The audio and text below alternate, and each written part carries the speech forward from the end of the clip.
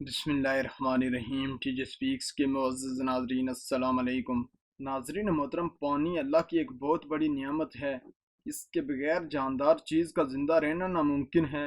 اس روئے زمین پر تقریباً 71% پانی ہے، جس کا زیادہ تر حصہ سمندروں، جھیلوں اور دریاؤں پر مشتمل ہے۔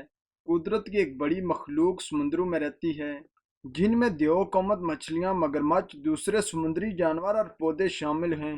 مگر دوستو، آج تک ہم نے کسی انسان کے بارے میں نہیں سنا کہ وہ پانی میں رہتا ہے، لیکن آج کی ویڈیو ایسے ہی ایک عورت کے بارے میں ہے جو گزشتہ 20 سالوں سے پانی میں زندگی گزار رہی ہے۔ اسپروائد ویڈیو کو آگے بڑھنے سے پہلے چینل پر نئے آنے والے ناظرین سے گزارش ہے کہ ہمارے چینل کو سبسکرائب کریں اور ساتھ گھنٹی کے نشان کو بھی دبائیں، تاکہ ہر نئی آنے والی ویڈیو کا نوٹیفیکیشن تسلسل اور تواتر کے ساتھ آپ تک پہنچتا رہے۔ دوستو، اس کے علاوہ ہماری ان کاوشوں کا صلہ میں لائکس اور کمنٹس ضرور دیں۔ ناظرین محترم، یہ واقعہ انڈیا کے مغربی بنگال کے ایک گاؤں میں پیش آیا، جہاں 66 سالہ ایک عورت رہتی ہے۔ اس عورت کا نام پترانی اوش ہے۔ اس عورت پر پانی کا ایک ایسا بھوت سوار ہے کہ پچھلے 20 سالوں سے یہ ایک جھیل میں رہتی ہے۔ یہ دن کے تقریباً 15 سے 20 گھنٹے پانی میں گزارتی ہے۔ صرف نیند پوری کرنے کے لیے اس کے رشتہ دار پانی سے باہر لاتے ہیں۔ پچھلے 20 سالوں سے یہ عورت روزانہ صبح سورج نکلنے سے پہلے جھیل کے اندر چلی جاتی ہے۔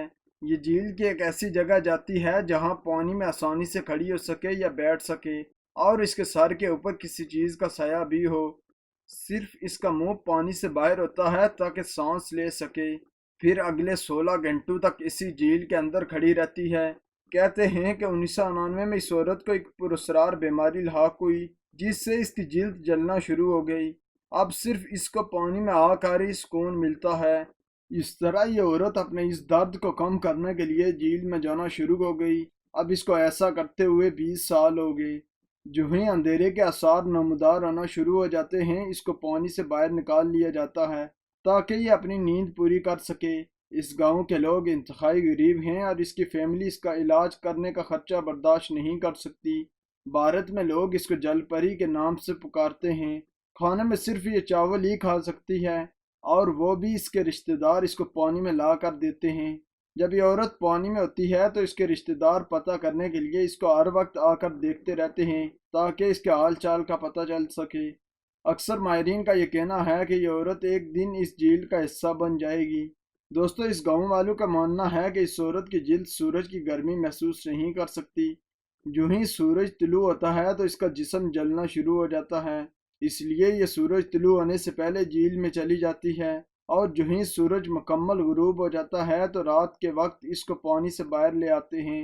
رات کو یہ مکمل اندھیرے میں رہتی ہے، بلب کی روشنی بھی یہ برداشت نہیں کر سکتی۔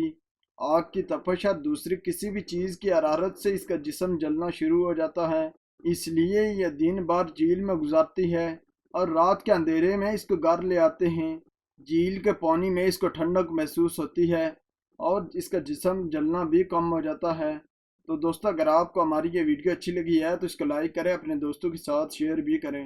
اسپروائد چینل پر نئے آنے والے ناظرین سے گزارش ہے کہ ہمارے چینل کو سبسکرائب کریں اور ساتھ گھنٹی کے نشان کو بھی دبائیں، تاکہ ہر نئی آنے والی ویڈیو کا نوٹیفیکیشن تسلسل و تواتر کے ساتھ آپ تک پہنچتا رہے۔